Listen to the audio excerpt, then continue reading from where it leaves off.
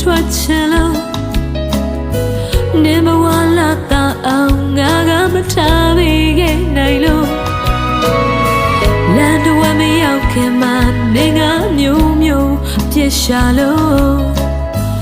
လိုက်တည်တဲ့ငါဟာချေရင်ခဲ့တယ်